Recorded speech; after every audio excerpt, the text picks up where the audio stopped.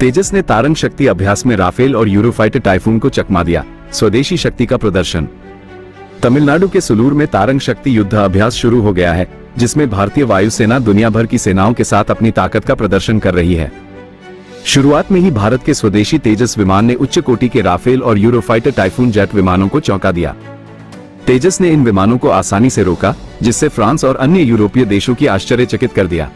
तो दोस्तों, जब भारत ने पहली बार अपने स्वदेशी विमान विकसित करने की शुरुआत की थी, तब दुनिया ने भारत पर अपने परमाणु परीक्षणों के कारण कड़े प्रतिबंध लगा दिए थे, जिसने भारत की ताकत का प्रदर्शन किया था।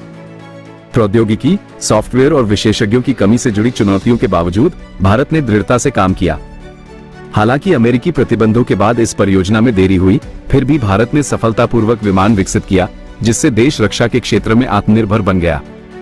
आज तेजस इतना शक्तिशाली है कि यह उन यूरोपीय विमानों को हरा सकता है, जिनके देशों ने कभी इसकी विकास में बाधा डालने की कोशिश की थी। तो दोस्तों, तेजस विमान के विकास की पूरी कहानी और तारंग शक्ति अभ्यास में इसके प्रदर्शन को समझने के लिए वीडियो को अंत तक देखें। आप भारत के स्वदेशी लड़ाकू जेट की ताकत से दंग रह जाएंगे। भारत को रक्षा के क्षेत्र में आत्मनिर्भर बनाने का कार्यक्रम 1983 में शुरू हुआ, जब तेजस विमान बनाने की परियोजना को मंजूरी मिली। 18 साल बाद जनवरी 2001 में पहला स्वदेशी विमान आसमान में उड़ा। शुरू में इसे एक हल्का लड़ाकू माना जाता था, लेकिन अब तेजस ने विदेशी विमानों को हरा दिया है, जिन्हें कभी वायुसेना की ताकत बढ़ाने के लिए जरूरी बताया जाता था। हमारे वायुसेना के उप प्रमुख AP सिंह ने तेजस का संचालन किया, जबकि जर्मन यूरोफाइटर को जर्मन वायुसेना प्रमुख लेफ्टिनेंट जनरल इंगो गेहॉर्ट्स ने उड़ाया, जो तेजस से इतने प्रभावित हुए कि उन्होंने इसकी शक्ति की सलामी दी और इसे खुद भी उड़ाया। इसे दुनिया के सर्वश्रेष्ठ लड़ाकू विमानों में से एक घोषित किया। From each other, and I'm quite sure that the European nations will learn something from the Indian Air Force.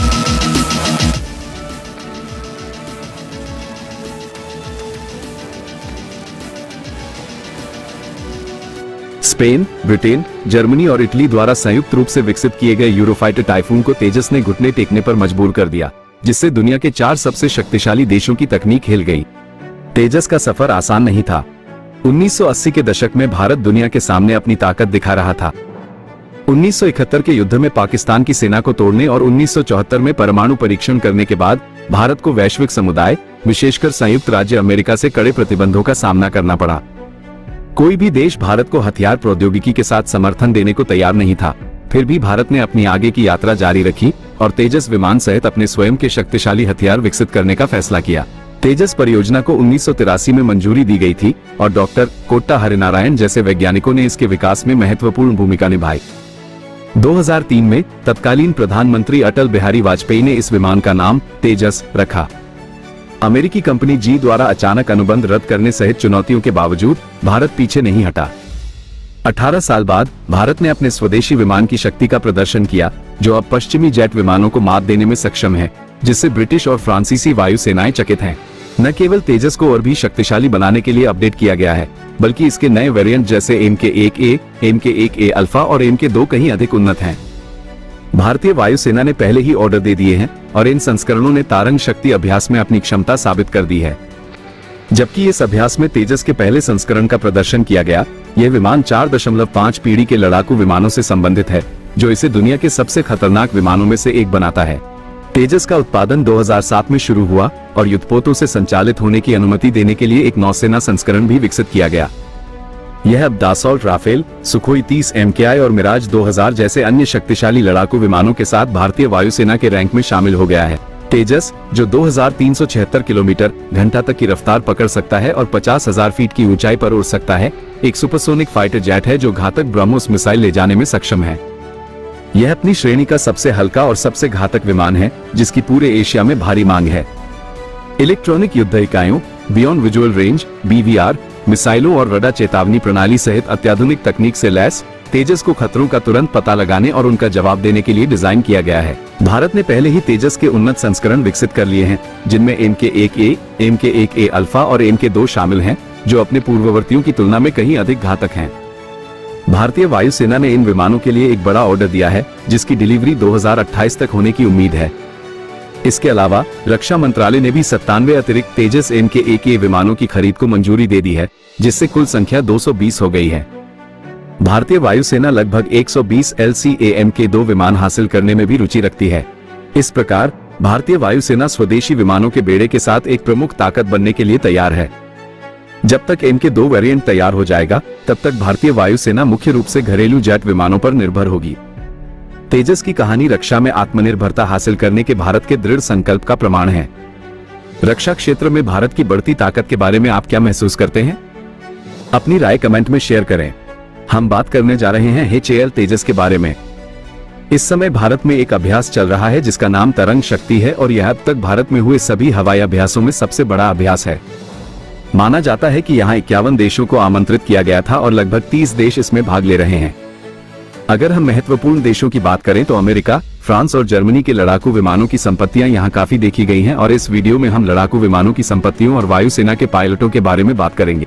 हम बात करने जा रहे हैं जर्मनी के यूरोफाइटर टाइफून और भारत के LCA तेजस के बारे में।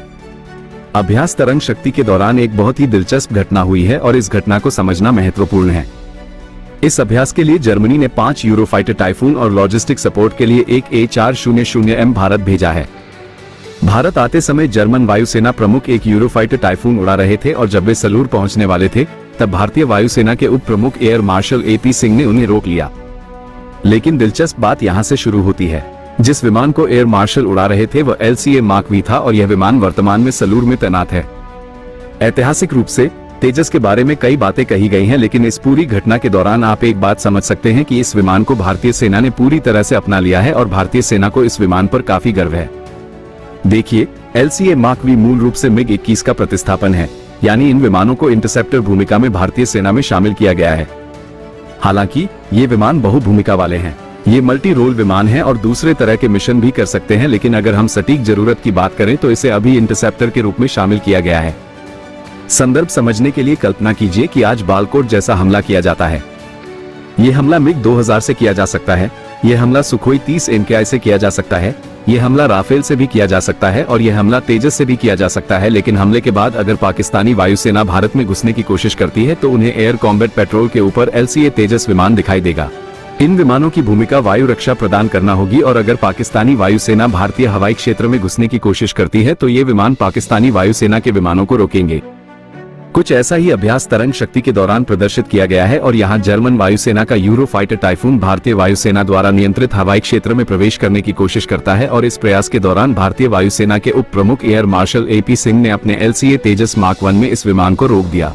यह एक दोस्ताना अभ्यास था और भारतीय सेना को पता था कि यूरोफाइटर टाइफून यहाँ आने वाला है, लेकिन सिर में स्थित यह स्क्वाड्रन ISRO फाइटर टाइफून का पता लगाता है और फिर LCA तेजस की मदद से इसे रोकता है, जो कि व्यवहारिक रूप से एक नियमित मिशन के दौरान भी किया जाएगा। देखिए, यूरोफाइटर टाइफून और दासो एविएशन का राफेल दुनिया के सबसे अच्छे 4.5 पीढ़ी के विमानों में से एक है और अगर आप F-22 या F-35 जैसे 5वीं पीढ़ी के विमानों को छोड़ दें तो ये दुनिया के सबसे गुप्त विमानों में से एक है। यानी भारतीय उपसेना के इस स्क्वाड्रन ने न केवल यूरोफाइटर टाइफून का पता लगाया बल्कि उसका ट्रैक भी किया और उसे रोक भी लिया, जो कि दुनिया के सबसे अच्छे लड़ाकू विमानों में से एक है। अब अगर आप सीमा के दोनों ओर यूरोफाइटर टाइफून की तुलना में समान क्षमता वाले लड़ाकू विमानों की तलाश करें तो आप समझेंगे कि पूर्वी सीमा पर J-20 को छोड़कर कोई भी लड़ाकू विमान इस विमान के बराबर नहीं है। इसके अलावा इस पूरे प्रकरण का एक और महत्वपूर्ण पहलू है जिसे समझना जरूरी है और वह है इस पूरे अभ्यास के दौरान तेजस विमान का वेरिएंट। भारतीय वायुसेना द्वारा उपयोग किया जा रहा तेजस विमान तेजस मार्क 1 है, यानी बेसलाइन तेजस। इसके बाद आने वाले समय में भारतीय वायुसेना को तेजस मार्क 1A मिलेगा और मार्क 1A में भी सबसे अच्छे E से रडार वाले विमान उपलब्ध होंगे। व्यक्तिगत रूप से मेरा मानना है कि उन विमानों को मार्क V कहा जाना चाहिए क्योंकि वे क्षमताओं के मामले में और भी बेहतर विमान होंगे। उसके बाद भारतीय वायुसेना के लिए बनाए जा रहे विमान में गैलियम नाइट्राइड आधारित AESA रडार का इस्तेमाल होगा। फ्राइट टेक्नोलॉजी, यानी वो रडार और भी ज्यादा पावरफुल होंगे। और यहाँ हम तेजस मार्केट की बात कर रहे हैं, लेकिन इंजन से जुड़ी सप्लाई चेन की समस्याएं इस पूरे प्रोग्राम की क्षमता को कम कर रही हैं। उम्मीद है ये चीजें जल्द ही सुलझ जाएंगी। इसी के साथ आज की वीडियो में इतना ही रखते हैं। अंत तक देखने के लिए धन्यवाद। हिंदी न्यूज शो देखते रहिए। जय हिंद।